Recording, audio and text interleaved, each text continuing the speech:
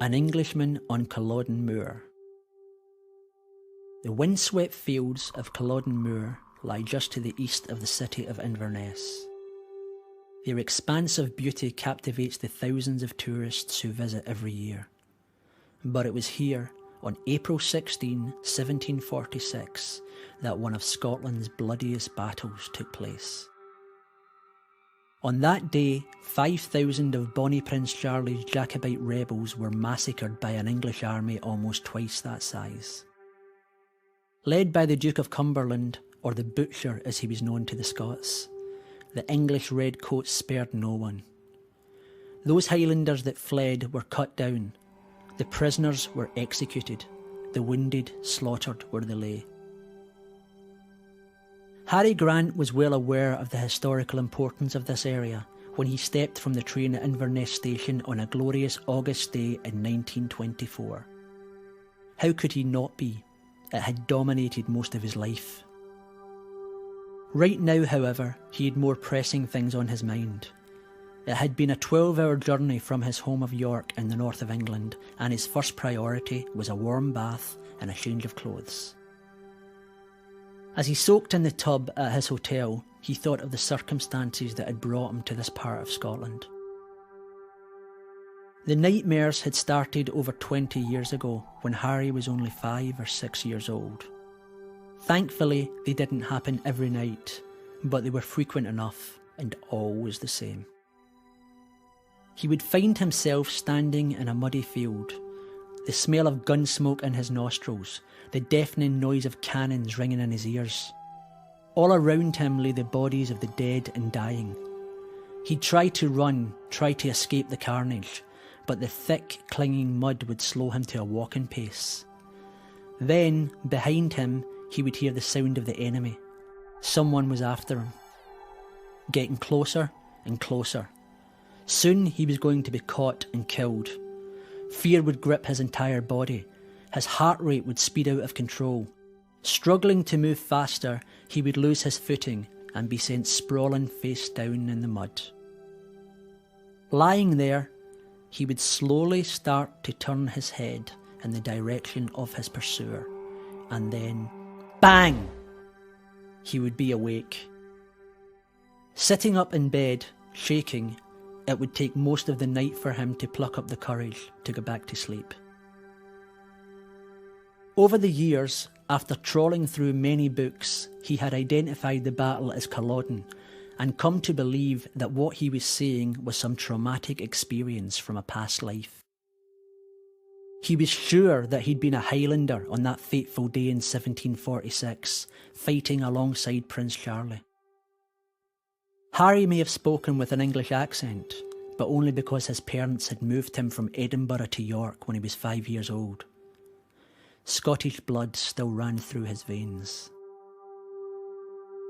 After changing his clothes, he spent the rest of the day exploring Inverness and bought a pair of stout walking shoes, a map and some food for his visit to Culloden the following day. Harry slept soundly that night and his dreams were peaceful. Next morning, he rose at 5 a.m, dressed himself in a casual brown tweed suit and caught the first train. On the short journey, he tried to gather his thoughts. Somewhere on that battlefield was the answer to the question that had haunted him since childhood. Did he die that day on Culloden Moor?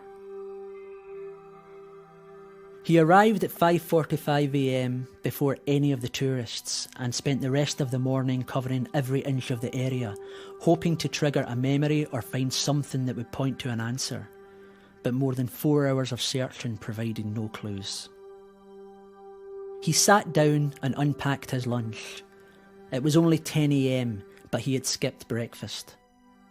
The warm summer sun beat down on him as he ate. Afterwards, he lay back, lit a cigarette and closed his eyes. The cigarette smoke reached his nostrils. It smelled different somehow. Then he realised it wasn't cigarette smoke he was smelling, it was gun smoke. In an instant he was on his feet. The August sun was gone now and the thick smoke was everywhere. He could hear the roar of the cannons and the moans of the wounded. Around him, the battle was at its height and dead bodies littered the fields. He tried to run, but the ground beneath him, which had been solid just moments ago, had now turned to a quagmire. The harder he tried, the more bogged down he became. He knew what was coming next and panic set in. Just as he knew they would, the footsteps started behind him. Someone was giving chase. In desperation, he stumbled and dragged himself any way he could, but it was hopeless. His pursuer was almost on top of him.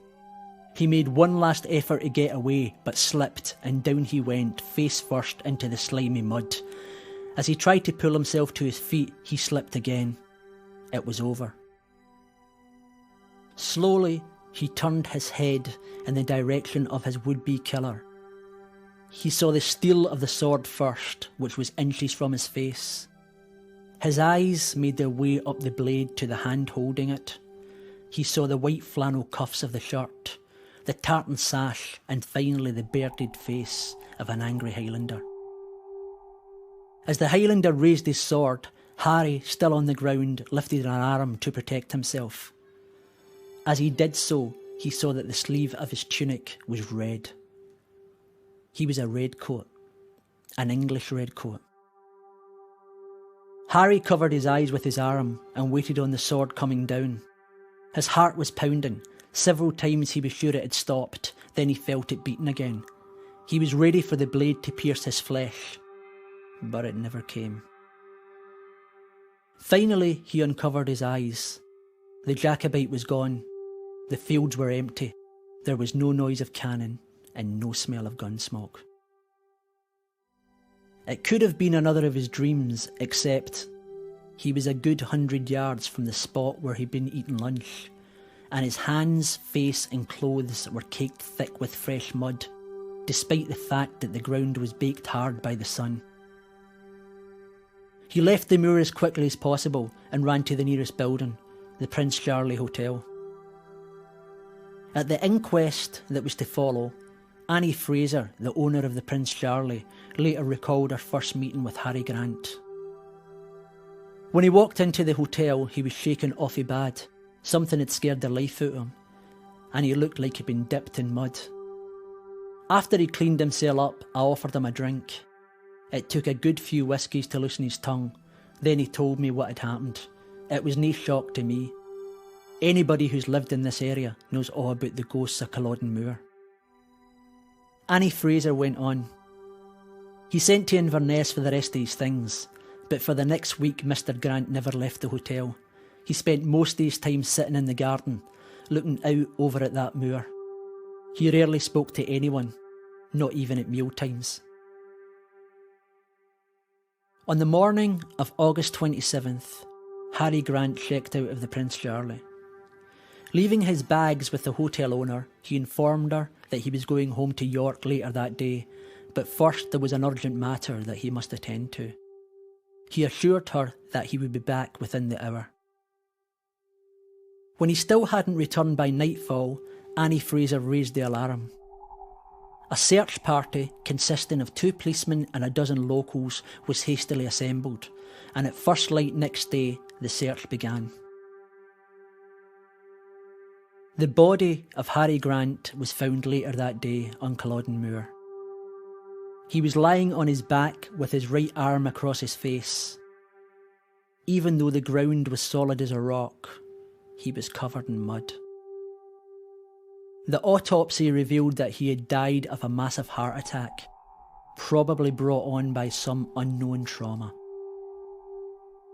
For over 20 years, Harry Grant had believed that his dreams were depicting events from a past life.